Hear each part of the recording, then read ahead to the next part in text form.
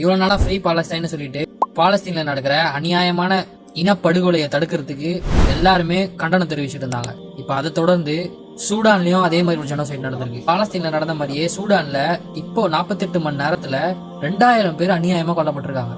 அதுல பாதி பேரு சித்திரவதை பண்ணி கொல்லப்பட்டிருக்காங்க. நிறைய அந்த ஊர் மக்களோட வீடெல்லாம் புடுங்கி ரொம்ப கொடுமை பண்ணி கொண்டிருக்காங்க.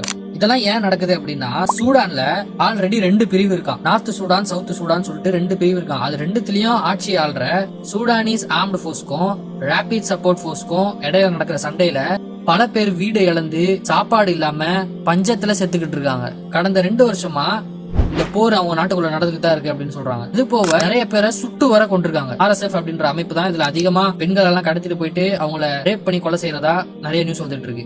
இந்த RSF அமைப்புக்கு அரபு நாடும் சப்போர்ட் இருக்கு அப்படின்ற மாதிரி சொல்றாங்க. ஏன்னா சூடான்ல கோல்டு உற்பத்தி அதிகமா பண்றாங்களாம். இவங்க இல்லீகலா சூடான்ல இருந்து கோல்டு எல்லாம் கடத்திட்டு போயிட்டு அரபு கண்ட்ரில விக்கிறதாவும், அதனால அவங்க பதிலுக்கு இவங்களுக்கு வெப்பன்ஸ் தரதாவும் சொல்றாங்க.